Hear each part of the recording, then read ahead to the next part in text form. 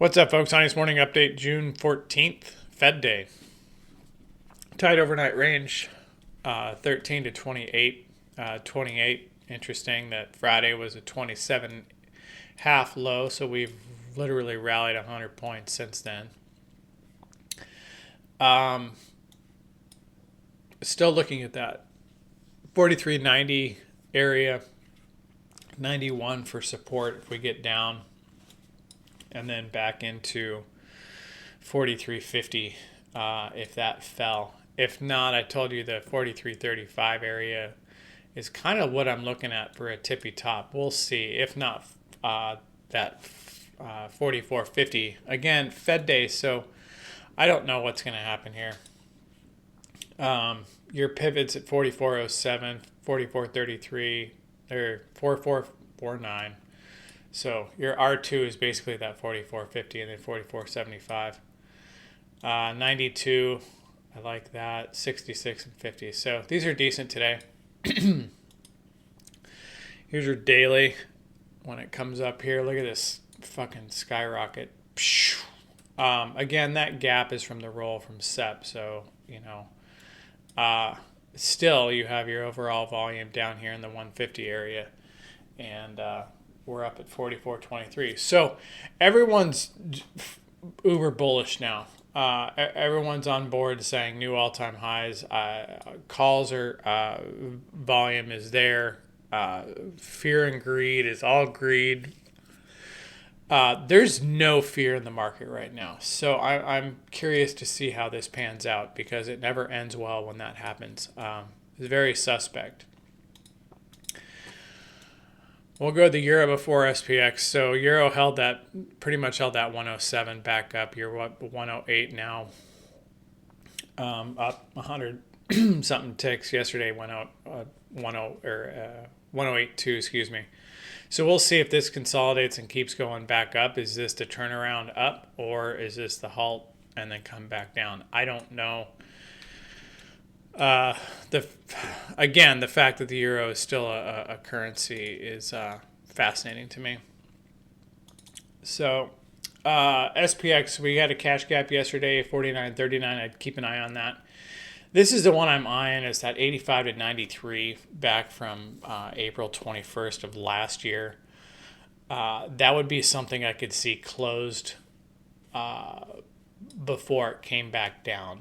And then you have this guy down here, 42.41, 42.21. I don't see us hitting that. I hope we don't, because that we'd all die. Anyway, but I mean, you can tell. I mean, look at this, just straight the fuck up. I don't know. A lot of frustration in this market from everybody. The exuberance is off the chain right now. Dow's down almost 40. SPOOs are up 7, NASDAQ's up 18. So again, Fed Day at 2, so premiums won't do shit until then.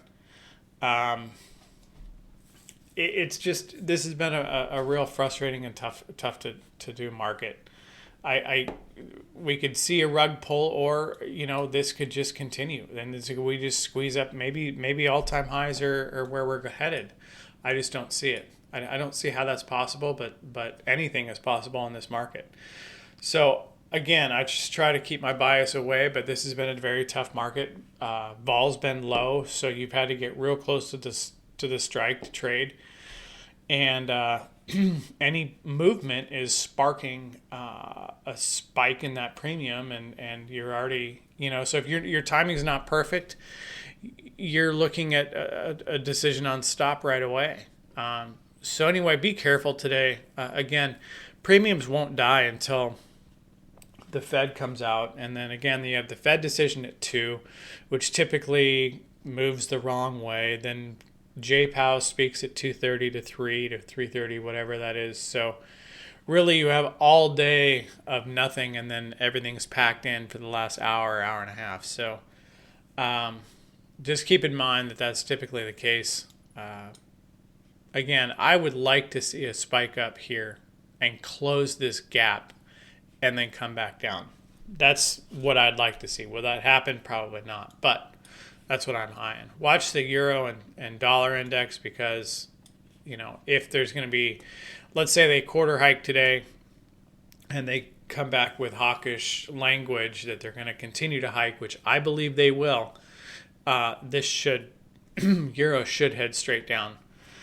Tilts on the lows too, which is the bonds, meaning that the bonds are kind of looking at a hike. That's still barely holding that 100 level.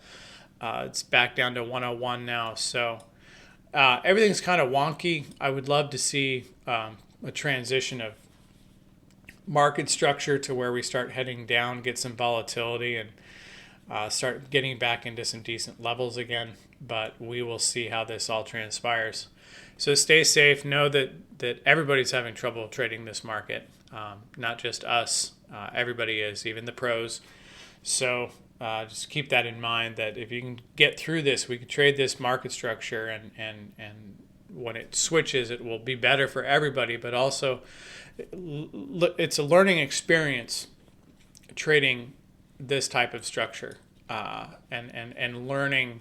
Even if you're not trading, you're watching market structure. You're watching the intraday trades, watching how it acts. These are educational. Everything's educational, and everything returns. So one day, where all the dips are being bought, will switch. And then when you see that not happening, then you know that, hey, okay, something's changed. Now we can switch, strategies. So anyway, it's kind of a ramble, but please stay safe today. I'll be in and out all day.